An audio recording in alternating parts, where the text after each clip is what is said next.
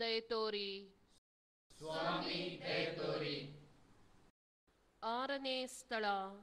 Veronica ಯೇಸುವಿನ ಮುಖವನ್ನು ಒರೆಸಿದಳು. ನಿಮ್ಮನ್ನು ಆರಾಧಿಸಿ ನಮಸ್ಕರಿಸಿ ನಿಮಗೆ ಮೇಲರಿತ ಸ್ತೋತ್ರವನ್ನು ಮಾಡುತ್ತೇವೆ, ಏಕೆಂದರೆ ನಿಮ್ಮ ಪವಿತ್ರ ಶಿಲುಬೆಯಿಂದ ಭೂಲೋಕವನ್ನು ರಕ್ಷಿಸಿದ್ದೀರಿ.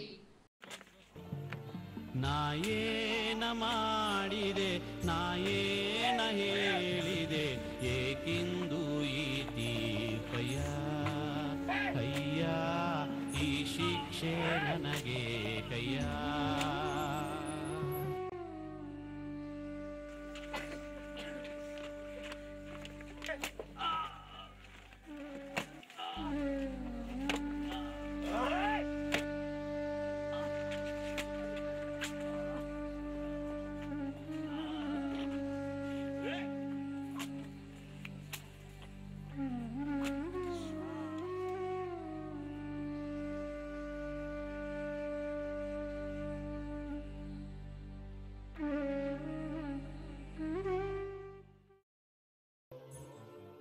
ಮುಖವೊರೆಸಿದಾಗ ನಾನಿನ್ನ ಕಂಡಾಗ ನಾನೊಂದು ನಿನ ಕೇಳಿದೆ,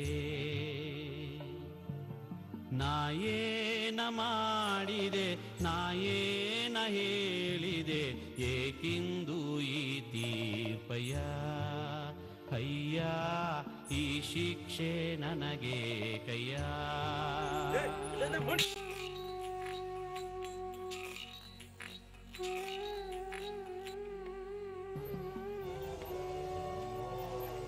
ಸ್ವಲ್ಪ ಸಮಾಧಾನವಾದಂತಾಯಿತು.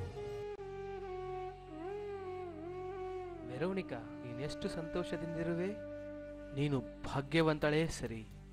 ಏಸು ತನ್ನ ಮುಖವನ್ನು ನಿನ್ನ ಕರವಸ್ತ್ರದಲ್ಲಿ ಬಿಂಬಿಸಿರುವರು.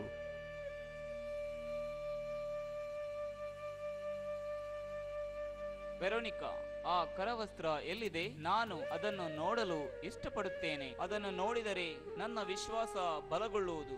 ಗೆಳೆಯ, ನನಗಿಂದು ತುಂಬಾ ದುಃಖವಾಗುತ್ತಿದೆ. ಇಂದಿನ ಜನರು ತಮ್ಮ ವಿಶ್ವಾಸವನ್ನು ಇಂತಹ ಭೌತಿಕ ವಸ್ತುಗಳ ಮೇಲಿಟ್ಟಿದ್ದಾರೆ. ಹಲವರು ಯೇಸುವನ್ನು ಆಕಾಶದಲ್ಲಿ ನೋಡಲು ಎದುರು ನೋಡುತ್ತಿದ್ದಾರೆ. ಇನ್ನು ಕೆಲವರು ಅಲ್ಲಿ ನನಗೆ ದಿವ್ಯ ದರ್ಶನವಾಯಿತು ಎಂದು ಶಾರೀರಿಕ ಕಣ್ಣುಗಳಲ್ಲಿ ಯೇಸುವನ್ನು ನೋಡಲು ಹಾತೊರೆಯುತ್ತಿದ್ದಾರೆ. ಇದು ಯೇಸುವಿಗೆ ಸರಿ ಎನಿಸುತ್ತಿದೆಯೇ? ಗೆಳೆಯ, ಈ ಪೀಳಿಗೆಯು ಇಂದು ಬಾಹ್ಯ ಸಂಕೇತಗಳನ್ನು ಕೋರುತ್ತದೆ. ಪವಿತ್ರ ಬಲಿಪೂಜೆಯ ಸಂದರ್ಭದಲ್ಲಿ ರೊಟ್ಟಿ ಹಾಗೂ ದ್ರಾಕ್ಷಾರಸದಲ್ಲಿ ನಾನು ನಿಮ್ಮನ್ನು ಭೇಟಿಯಾಗುತ್ತೇನೆ, ಇವೆಲ್ಲವನ್ನು ಬದಿಗೊತ್ತಿ ಅಲ್ಲಿ ಇಲ್ಲಿ ಸೂಚಕ ಕಾರ್ಯಗಳಲ್ಲಿ ಸಂಕೇತಗಳಲ್ಲಿ ನನ್ನೇಕೆ ಹುಡುಕುತ್ತಿರುವಿರಿ? ಸ್ವಾಮಿ ದಯತೋರಿ. ಸ್ವಾಮಿ